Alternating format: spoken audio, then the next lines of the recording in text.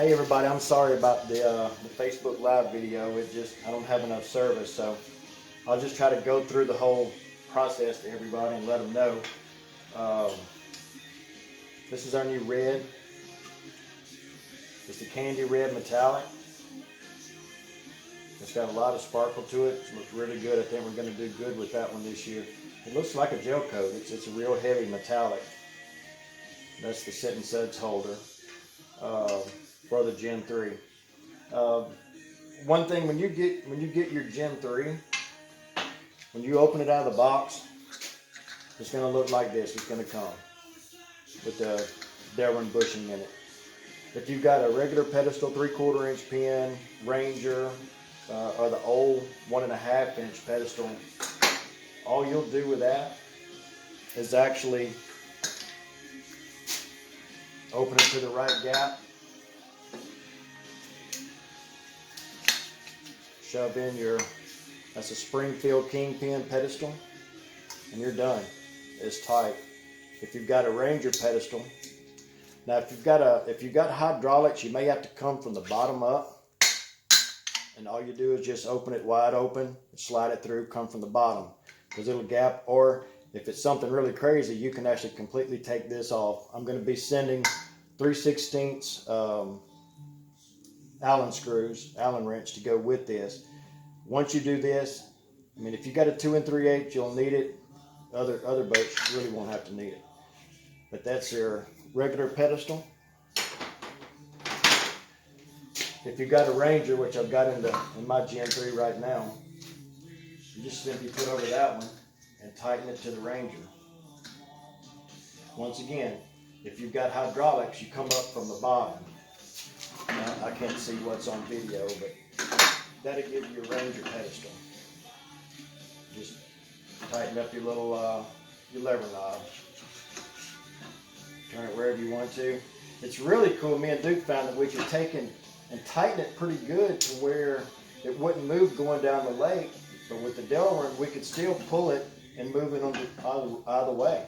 We can move it all the way over to the other side of the boat and not even have to do anything. It's still enough resistance on it to keep it from actually going. You just take it off. And that's the regular 1.5 inch pedestal, Kingpin 3/4 pin, and the Ranger. It'll fit the Champion, the old Champion pedestals will go in this as well with the bushing. If you've got a 2 3/8 pedestal all the way up to a 2.5, just take out your screws, take your bushing out, put it back on, and then you're like this. And that's for the 2 3/8 all the way up to a 2.5. That'll fit a 2.5 pedestal. I want to brag on my welder. I don't know if you guys can see that. This guy does great. Good job, Justin. Thank you.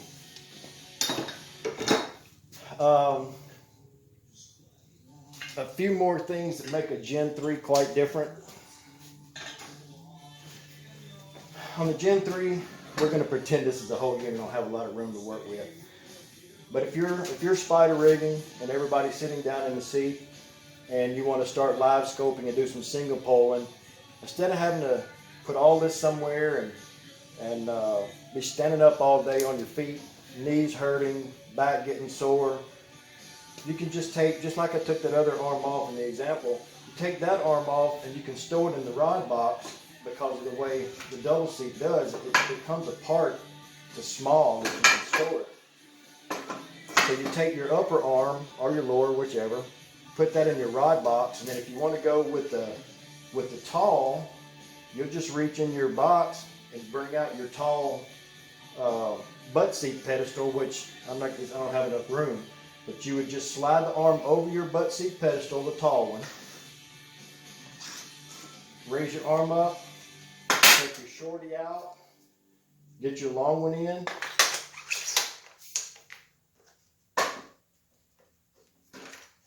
that'll go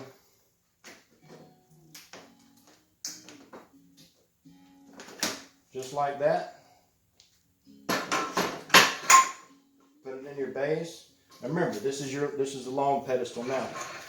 Now, just in that quick, you've got your pedestal right there, so you can single pole, and it will adjust to whatever height that you want.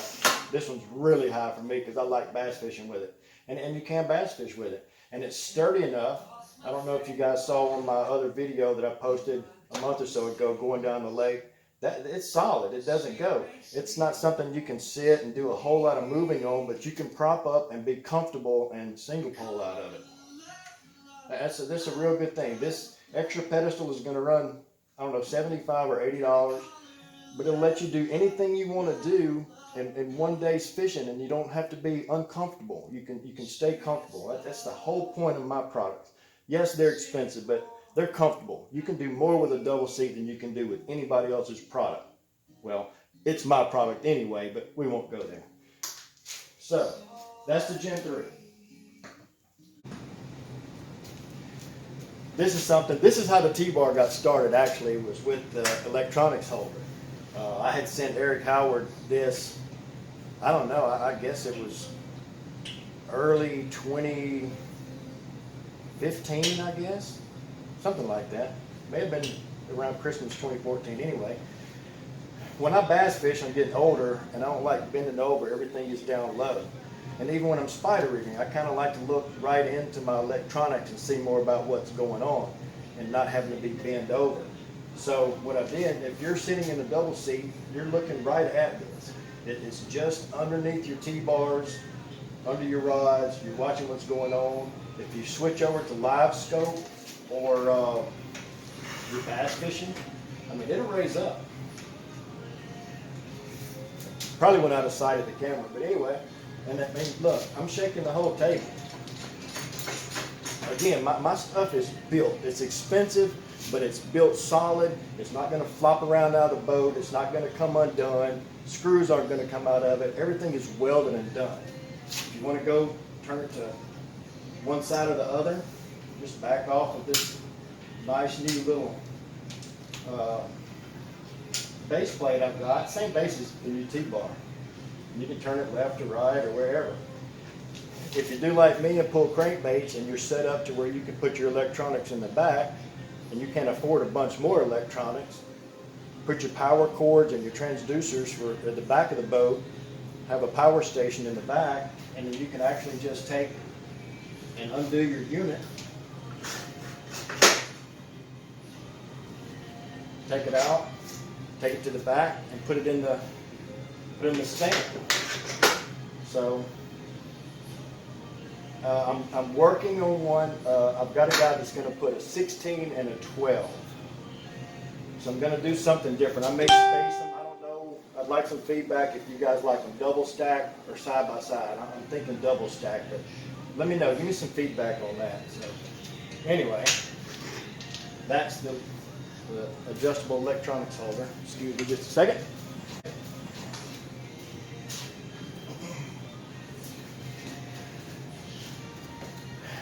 If you've already got all that set up, but you haven't seen the net and umbrella holder, but you want one when you do see it, you can take this same base plate, and you don't have to have a double seat for this. If you've got double pedestals, all you got to do is take and set this down. You can set it where you want to. Set your net out front. When you're sitting there in your seat, you just grab the net, dip your fish, put the net. The net will go down and underneath your center poles.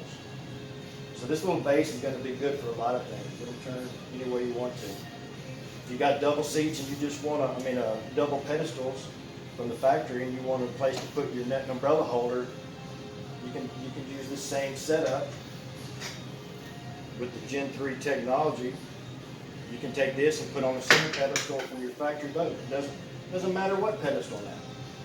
And you don't have to use these adapter bushings and stuff flying out of the boat. It stays put. So anyway, that's that. Now, I'm going to move some of this stuff out of the way.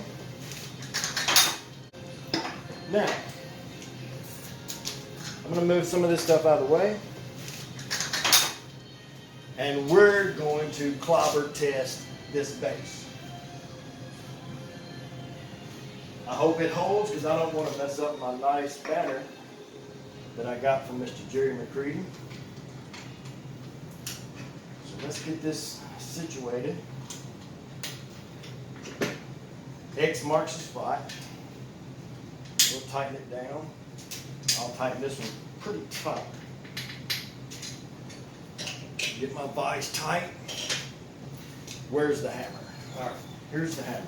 Let me make sure this is on camera. All right, this is on camera. Vise is tight.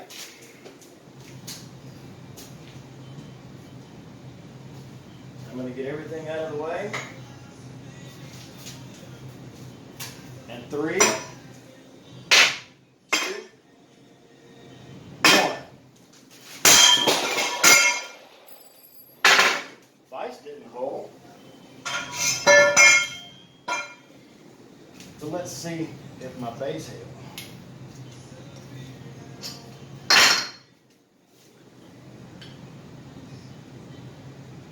It bent the bottom. My bases don't break. My welding is good. That will be your new standard T-bar base from now on. Thanks for watching. Sorry I couldn't get the Facebook Live to answer questions, but I'm up all night. So if you have any questions, just send me a message. Thanks. Now, let's go to the T-bars. Some of you have seen these. I'm starting production on my own rod holders. They adjust as well, short handle rods, long handle rods. Same friction technology, left, right, up, down, without having to do any tightening. One little knob to set that. Gonna color code them. It's kind of easy when you're out there and hadn't had any sleep. It's hard to remember number 1 through number 4, but it's real easy to go orange, green, purple. So I'll have those September, October in bulk.